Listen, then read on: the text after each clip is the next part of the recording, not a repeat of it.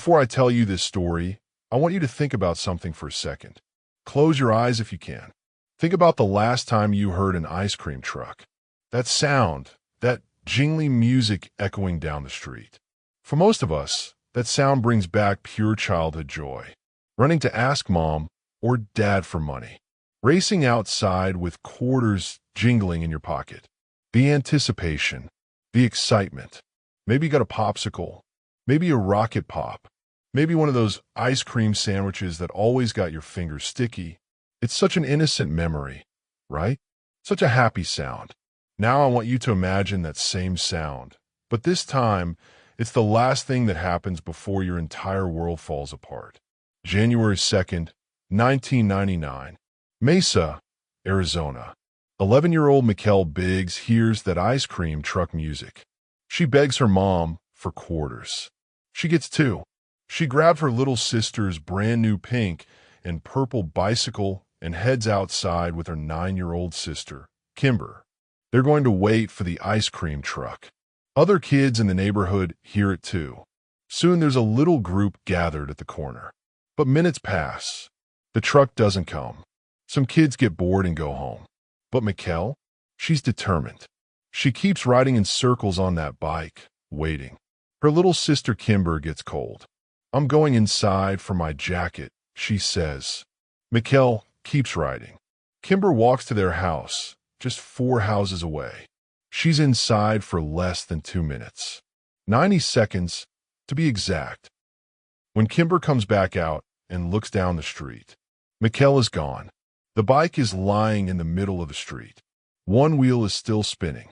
Mikkel's 2 quarters are scattered on the pavement. And Mikkel Biggs has vanished into thin air. Before we go any further, I need you to do something for me. Drop a comment right now. Tell me where you're watching this from. Are you from Arizona? Mesa? Did you live there in 1999? Do you remember when this happened? Just type your city, your state, your country, wherever you are. Because here's the thing. Somebody watching this video right now might know something. You might be that person. Someone you share this with might be that person. So drop that comment. Let me know you're here. Let me know you're listening. This is Untold Cold Cases Files. My name is David, and what I'm about to tell you is the story of how an 11-year-old girl disappeared in 90 seconds, and how, 26 years later, police think they finally know who took her. Let's dive in. Mikkel Biggs wasn't just a missing girl. She was a real person. A daughter, a sister, a friend. And before we talk about what happened to her, I want you to know who she was. Mikkel was born on January 16th, 1988. By January 1999, she was 11 years old, in 6th grade, and she was thriving. She wasn't just a good student, she was gifted. The kind of kid who excelled academically, who thought differently, who saw the world in creative ways. She loved art. Drawing, painting, creating things with her hands. That Christmas, just 2 weeks before she disappeared, she made her family a board game. From scratch. Think about that. An 11-year-old spending her time designing and creating an entire board game as a Christmas present for her family. That tells you everything you need to know about Mikkel. She was thoughtful. She was creative. She was someone who put effort and love into everything she did. She also played clarinet in the school band. She loved to read. Books were her escape into other worlds. She was a bright, talented, normal 11-year-old girl with her whole life ahead of her. Now, I'm going to tell you something about Mikkel's personality that becomes really important later in this story. Mikkel was friendly. Everyone liked her, but she was also a little reserved when she first met people. She wasn't the type to immediately trust strangers. She took time to warm up. And here's the critical detail. Mikkel had been taught about stranger danger. This was the late 90s. Parents were very aware of child abductions. Kids were taught, don't talk to strangers. Don't get in cars with people you don't know. Scream if someone tries to grab you. According to everyone who knew her, Mikkel took those lessons seriously. She wasn't naive. She wasn't the kind of kid who could be easily tricked. People who knew her said that if someone tried to abduct her, she would have fought. She would have screamed. She would have resisted. Remember that, because when we get to what happened, you'll understand why this detail is so important and so terrifying. Mikkel lived with her parents, Tracy and Darien, and her younger sister, Kimber. The family was close. Normal. They lived in a quiet Mason neighborhood. The kind of place where kids rode bikes in the street, where neighbors knew each other, where parents felt safe letting their children play outside. Mikkel and Kimber had that typical sister relationship. They borrowed each other's stuff. They played together. They sometimes argued. But they loved each other. On that January evening, Kimber let Mikkel ride her brand new bicycle. That pink and purple one she'd probably just gotten for Christmas. That's not something you do for a sister you don't care about. The family thought they lived somewhere safe. Mesa wasn't a place where kids got snatched off the street. This was suburban Arizona. This was home, until it wasn't. Quick pause. If you're finding this story compelling so far, do me a favor. Hit that like button. It takes 1 second, and here's why it matters. YouTube's algorithm looks at likes. The more likes this video gets, the more YouTube shows it to other people. And the more people who see this, the better chance we have of reaching someone who knows something about what happened to Mikkel. So hit that like button right now. Thank you. Now, let's talk about what happened on January 2nd, 1999.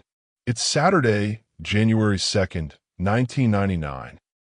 The holidays just ended. Kids are enjoying the last days of winter break. Mikkel and Kimber are hanging out at home, probably watching TV, maybe doing some homework. Around 5:30 p.m., they hear it. Ice cream truck music somewhere in the neighborhood. Now, if you grew up anywhere with ice cream trucks, you know that sound is like a siren call for kids.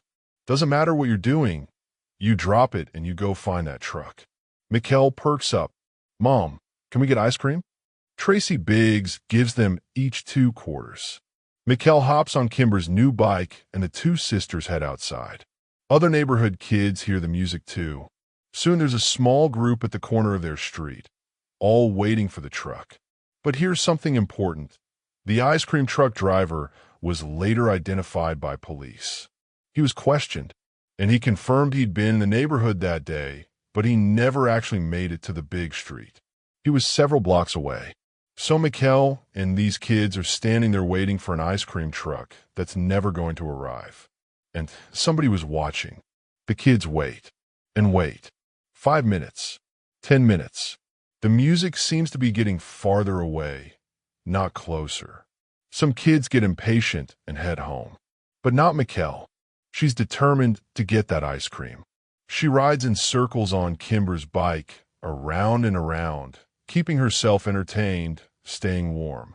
Around 5:45 or 5:50 p.m., Kimber gets cold. Remember, this is January in Arizona. It's not freezing, but when the sun starts to set, it gets chilly. I'm going inside to get my jacket, Kimber tells her sister. Mikkel barely reacts. She's focused on the bike, on waiting. Okay, she says. Kimber walks back to their house. It's just 4 houses away, maybe 300 feet, about the length of a football field. For a 9-year-old girl walking normally, that's maybe 30 to 45 seconds. Kimber goes through the back door.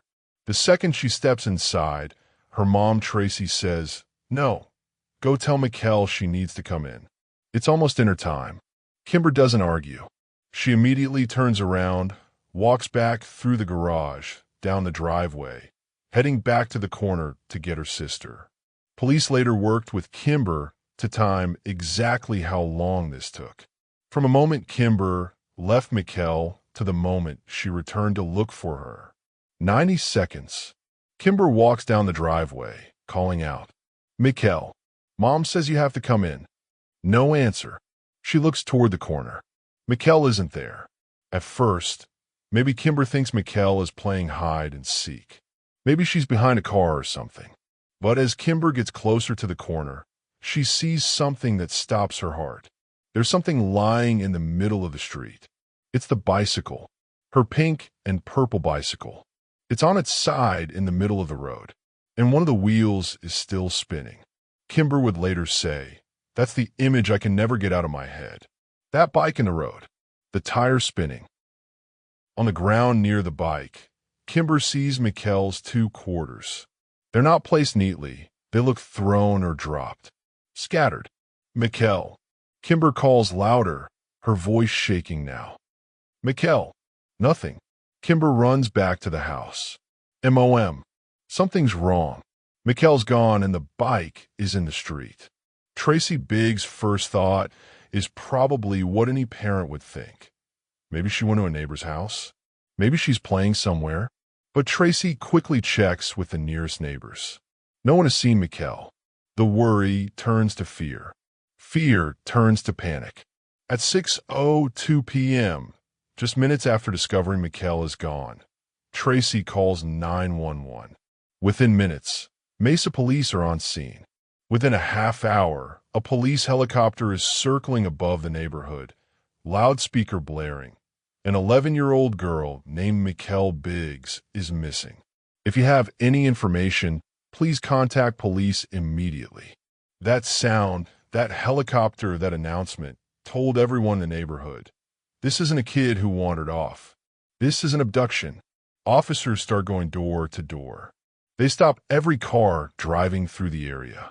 They're asking everyone, "Did you see anything? Anyone? Any unusual vehicles?" Nobody saw anything. In 90 seconds, someone grabbed or lured an 11-year-old girl off a residential street and vanished without a single witness. Police examine the scene. The bicycle, the quarters. They're looking for footprints, tire tracks, anything. But the street is asphalt. No footprints. The quarters and bike are the only physical evidence. Detective Jerry Gissel, the lead investigator, would later make a chilling statement. She was running from somebody, based on the evidence we do have. Think about that. The detective says she was running from someone. What evidence told him that? The position of the bike? The scattered quarters? Did Mikkel drop the bike and try to run? Did she see someone approaching and try to get away? And here's the terrifying part. She didn't scream. No neighbors heard screaming. The abduction was silent, or at least quiet enough that no one heard it. So either Mikkel was grabbed so fast she couldn't scream, or she knew her abductor, trusted them, didn't think she needed to scream until it was too late. I need to pause for just a second because what I'm about to tell you next gets even more intense. But before I do, if you haven't subscribed to Untold Cold Cases Files yet, do it now. Hit that subscribe button and ring the notification bell. Here's why. We cover cases like this every week. Cases that need attention. Cases that deserve to be solved.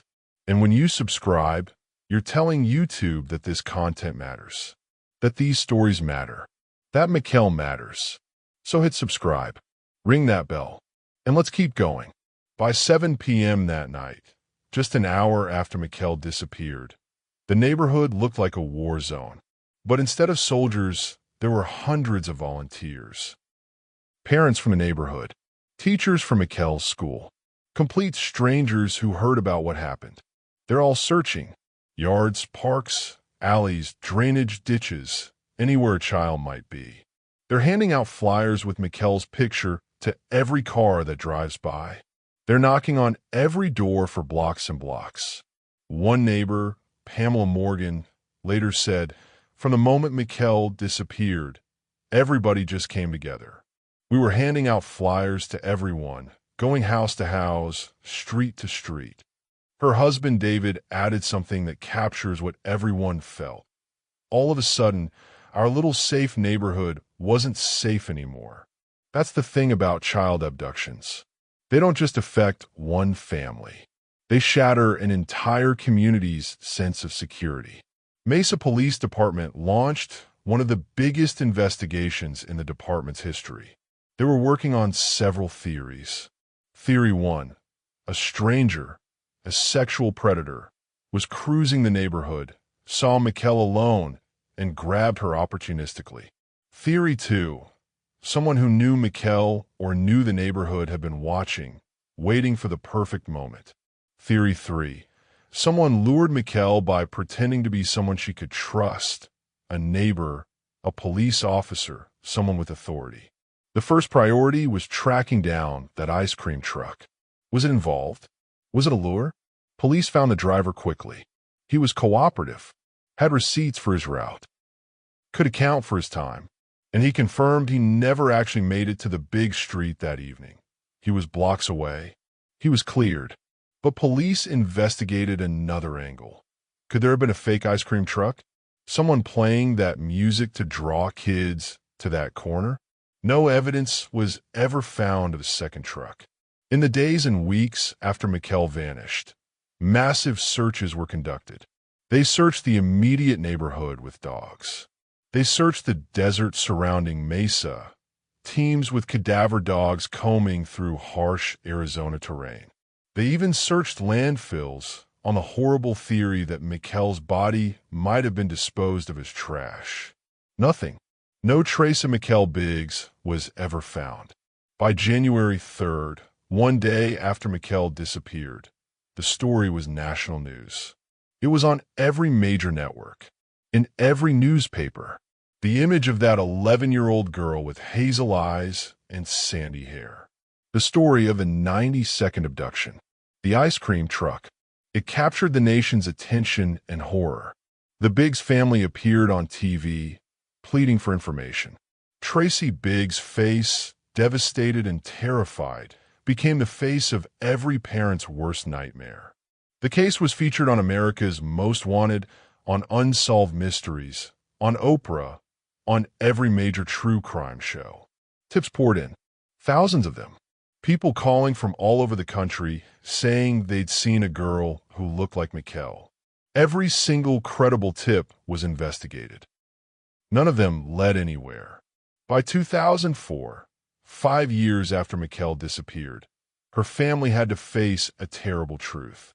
The chances of finding Mikkel alive were essentially zero. They made the gut-wrenching decision to hold a funeral. They buried an empty casket. Tracy Biggs said at the time, "We needed some kind of closure. We needed to say goodbye. But burying an empty casket isn't real closure. It's an acknowledgement of reality, but it's not the same as knowing what happened. It's not the same as finding your daughter. It's not the same as getting justice." The case officially became a homicide investigation. Police were no longer looking for Mikkel. They were looking for her killer. Before I tell you about the person of interest in this case, the man police now believe took Mikkel, I need you to do something crucial. Share this video. Right now. Share it on Facebook, Twitter, Instagram, wherever you're on social media. Share it in Arizona groups. Share it with anyone who lived in Mesa in the 90s. Share it with anyone who might know something. Here's why this matters. The person who took Mikkel might still be alive. People who knew him in 1999 are still alive. Someone watching this video, or someone a viewer shares it with, might have that crucial piece of information. So pause the video for 5 seconds and share it. Do it now. I'll wait. Okay, now let me tell you about Dee Blaylock. For 25 years, Mesa police investigated thousands of leads. They interviewed hundreds of people. They eliminated suspect after suspect. But there was one person they could never eliminate. One person whose behavior raised red flags. One person whose history was disturbing. One person who keeps coming up in this investigation. His name is Dee Blaylock. And in 2024, police publicly stated that Blaylock is their primary person of interest in Mikkel Biggs' disappearance. Here's what makes this so disturbing. Just 10 days after Mikkel disappeared, the neighborhood held a block watch meeting. Community members gathered to talk about safety, to support the Biggs family, to hear updates from police. Dee Blaylock was there. Now, you might be thinking, so what? Lots of concerned neighbors would attend a meeting like that. Except Dee Blaylock wasn't just a concerned neighbor. He was a convicted sexual predator. And there's video of him at that meeting. In 1999, a news crew was filming the event. They captured footage of Blaylock speaking about the case. And here's what he said. I want you to listen to this carefully. If you're my neighbor and I see that you're living next to me and I see something suspicious going on, I guarantee you I'd be calling 911. A convicted sexual predator at a meeting about a missing child, talking about being vigilant and calling police. This is textbook predator behavior. They inject themselves into investigations. They attend vigils. They volunteer to help with searches. It gives them a sense of power. It lets them hear what police know. And it feeds their sick need to be close to their crime. Just months later, here's the timeline that's absolutely damning. January 2nd, 1999, Mikkel disappears. January 12th, 1999, Blaylock attends the neighborhood meeting on video. Months later, 1999, Blaylock is arrested for violent crimes. What crimes? The exact details haven't been fully disclosed, but they were serious enough that Blaylock was sent to prison. He's still in prison today, decades later, still behind bars. Why Blaylock? Detective Paul Sipe recently took over Mikkel's case. He's been going through everything with fresh eyes, and D. Blaylock keeps jumping out as the key suspect. Detective Sipe said in an interview, "We have specific information that points back to a convicted sexual predator." While he didn't initially name Blaylock publicly, investigative journalists identified him based on the footage and the details police released. Here's what we know about why police are focused on Blaylock. 1. He was in the area. Blaylock was living in or near Mesa in January 1999. He had geographic opportunity. 2. He fits a profile. Sexual predator. History of violence against women and children. This is exactly who investigators believe took Mikkel. 3. He showed suspicious interest in the case. Why attend that vigil 10 days after Mikkel vanished? Why get on camera talking about the case? 4. He was arrested months later. Whatever crimes he committed in 1999 were bad enough to send him to prison for decades. This suggests he was actively predatory during the exact time Mikkel disappeared. 5. He's never been eliminated. Despite decades of investigation, police have never been able to rule Blaylock out.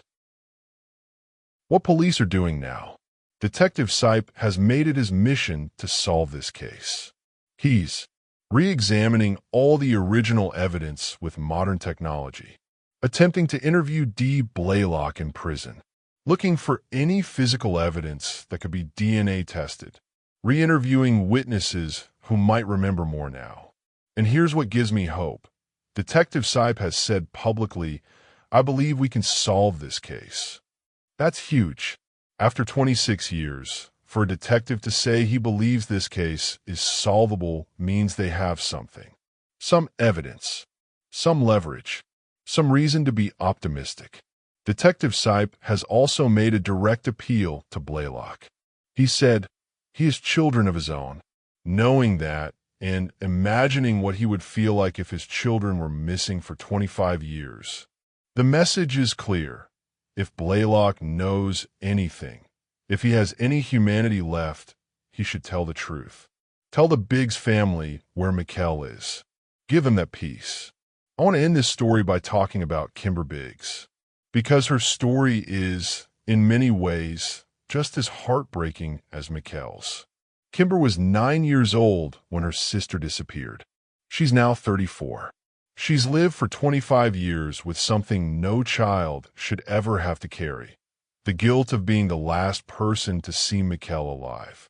In interviews over the years, Kimber has been painfully honest about her feelings. At the time I was young, and I had in my head that I shouldn't have left her alone because if I was there this wouldn't have happened. I still get that feeling that I wish I could have been out there.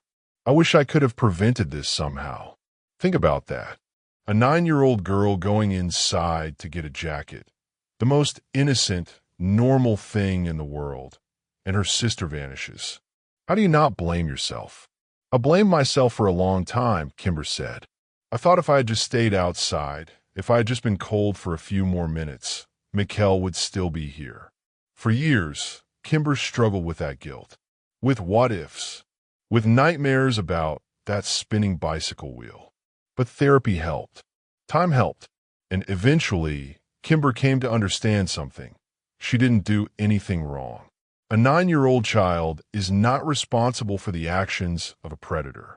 But understanding that intellectually doesn't always stop you from feeling it emotionally.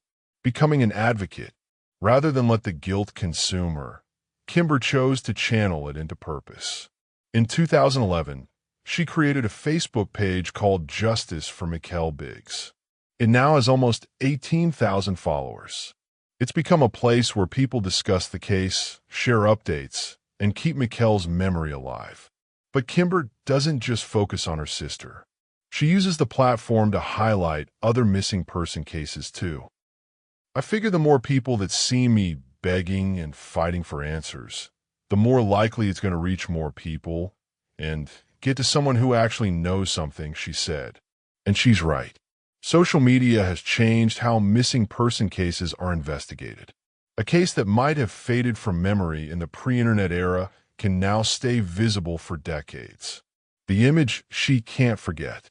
Kimber still keeps one of Mikkel's teddy bears. She's held on to it for 26 years. A physical connection to the sister who vanished when she was 11 years old. But the image that haunts her most isn't the teddy bear. It's that bicycle. That bike in the road, Kimber said. The tire's still spinning. I see it in my head all the time. That's the image I can never shake. Becoming a mother. Kimber grew up. She got married. She became a mother herself. And becoming a mother changed everything for her. When I became a mom, it hit me differently, Kimber said. I couldn't imagine losing one of my children like that. I couldn't imagine not knowing what happened to them. It made me even more determined to keep fighting for answers. Now, when Kimber looks at her own children, she sees Mikkel. She sees what her parents lost. She sees why this matters so much. The hope that remains. Despite everything, despite 26 years, despite false leads, despite the likelihood that Mikkel is gone, Kimber hasn't given up. I hope we will get justice someday, she said. I just don't know in what form. I will definitely hold out hope. When she learned about Detective Sipe's focus on Dee Blaylock, Kimber felt something she hadn't felt in years. Optimism. Finally having a name. Finally knowing who police are looking at. It's something, she said. For so long we had nothing. At least now we have a direction. But she's also cautious. She's had her hopes raised before. The dollar bill with Mikkel's name. Various tips that went nowhere. I won't truly believe it until there's an arrest, Kimber said. Until someone is charged and we get answers. I can't let myself fully hope. Let me tell you what I think about when I think about this case. I think about that ice cream truck music. That sound that should represent joy and innocence. And how it became the soundtrack to a family's nightmare.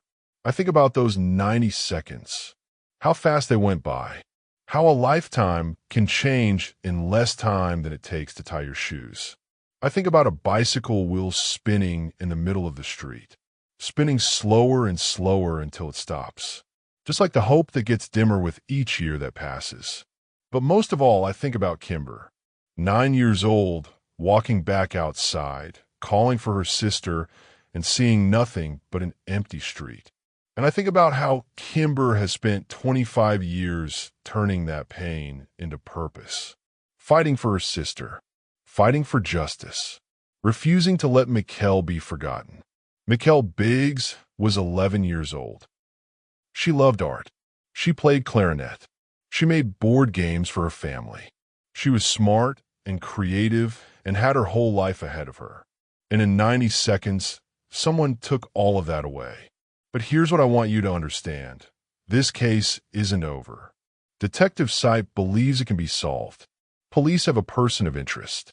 Dee Blaylock is still alive, still in prison, and still hasn't told the truth about what he knows. So here's what I need from you. all of you who've watched this entire video. First, if you haven't subscribed yet, do it now. Subscribe to Untold Cold Cases Files. We tell these stories because they matter, because families deserve answers. Hit that subscribe button and ring the bell. Second, like this video. I know I asked earlier, but if you forgot, do it now. That helps this video reach more people. Third, leave a comment. Tell me what you think. Tell me if you're from Mesa. Tell me if you remember this case. Tell me if you have any information. The comment section is important. It keeps the conversation going. Fourth, share this video everywhere. And I mean everywhere. This is the most important thing you can do. Share it on Facebook. Share it on Twitter. Share it on Reddit. Share it in Arizona groups. Share it in true crime forums. Send it to people who lived in Mesa in the 90s. Because someone knows what happened to Mikkel Biggs. Maybe it's Dee Blaylock. Maybe it's someone who knew him in 1999. Maybe it's someone who saw something that day and didn't realize it was important. Your share could be the thing that finally brings Mikkel home. If you have any information, anything at all, about Mikkel's disappearance, please contact Mesa Police Department, 480-644-2211 Silent Witness, Arizona, 480. Witness/480-948-6377. You can remain anonymous. Mikkel Biggs, born January 16, 1988. Last seen January 2nd, 1999, at age 11. 4 feet 8 inches tall, 65 pounds, hazel eyes, sandy-colored hair. Last seen wearing a red shirt with a white stripe, blue jeans with designs on the sides, and a purple Barbie watch. She wanted ice cream. She got taken instead. 26 years later, her family still waits. Let's bring Mikkel home. This has been Untold Cold Cases Files. Thank you for watching. Thank you for caring. And thank you for helping us spread Mikkel's story. I'll see you in the next one.